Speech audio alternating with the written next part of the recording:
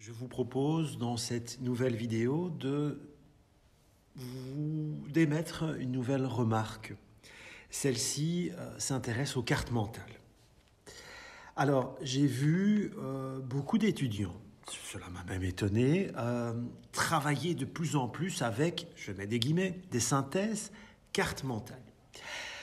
À mon avis, c'est peut-être aussi cette nouveauté, comme par exemple, vous l'avez vu dans les vidéos précédentes, les cartes mentales qui sont de plus en plus à la mode, et notamment dans le manuel empreinte.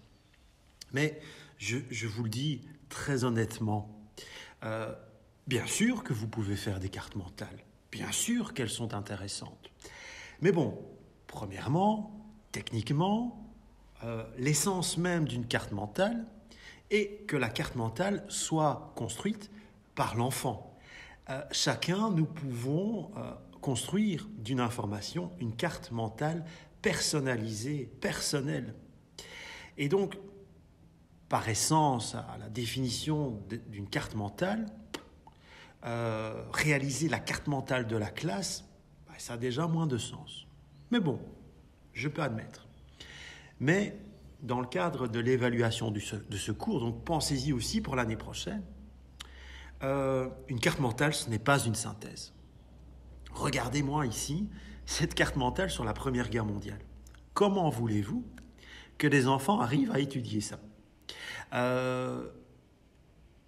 Vous allez, dans une leçon consacrée à la Première Guerre mondiale, travailler à la construction de lignes du temps, travailler à l'analyse de cartes de géographie, travailler sur de la description, peut-être même de l'interprétation de sources iconographiques. Eh bien, ces différents supports doivent obligatoirement se retrouver dans la synthèse.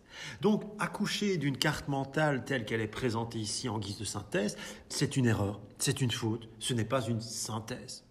Donc, n'oubliez pas, dans une synthèse, on doit retrouver les supports importants sur lesquels les enfants ont travaillé durant le cœur de la leçon.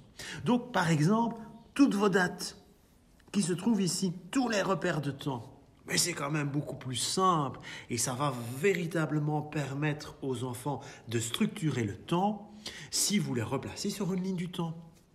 Les pays, justement, pour éviter, vous vous souvenez de ma remarque, combats dans plusieurs pays du globe. Non, pour que les enfants comprennent que les combats se sont concentrés notamment sur cette fameuse ligne de démarcation de tranchées en Belgique et en France, vous devez, à un moment donné, glisser dans votre synthèse une carte de géographie.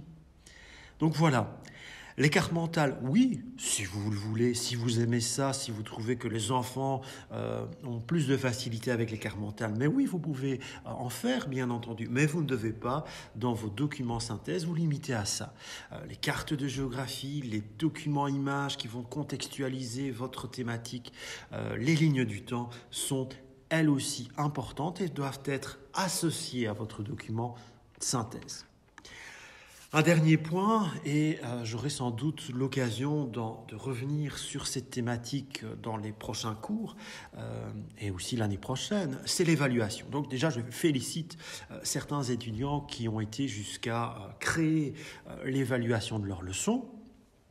Cette évaluation, n'oubliez pas, on peut la construire de deux manières différentes, ou plutôt la construire en deux parties différentes. Alors, vous devez toujours évaluer fatalement les savoirs.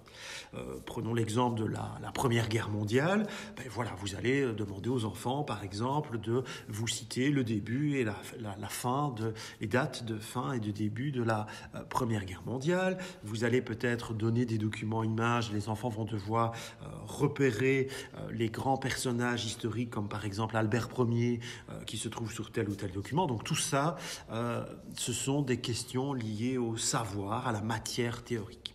Et ensuite, vous pouvez bien entendu travailler, évaluer aussi les compétences. Donc reprenons par exemple une leçon sur les Romains et admettons que dans le cadre de votre leçon, vous avez travaillé par exemple à la description de ce document. Vous êtes en 6e année primaire et les enfants ont dû décrire plusieurs documents, dont celui-ci qui, interprétation, souvenez-vous, relate la fin de la guerre des Gaules entre Vercingétorix et Jules César. Eh bien, en termes d'évaluation, vous pouvez bien entendu évaluer cette compétence H11 et donc demander aux enfants de décrire un nouveau document, mais pensez bien qu'il vous faudra alors, dans cette évaluation, pour vraiment bien évaluer l'impact de la compétence H11, proposer aux enfants un nouveau document qu'ils ne connaissent pas, qui n'a aucun point commun avec la matière, en l'occurrence ici l'Antiquité romaine, que vous avez étudiée. Pourquoi? Bien parce que si vous demandez à vos élèves d'analyser en évaluation ce document qu'ils ne connaissent pas, les enfants resteront objectifs et vous pourrez évaluer leur construction de phrases, évaluer la structuration spatiale s'ils l'ont respecté, évaluer aussi leur objectivité par rapport aux termes qu'ils emploient, voir s'ils n'ont pas émis d'hypothèse ou d'interprétation. Donc voilà, n'oubliez pas, quand vous construirez vos futures évaluations en éveil historique, d'essayer de mixer un peu l'impact des questions matière, théoriques, et des questions liées aux compétences, liées au savoir-faire.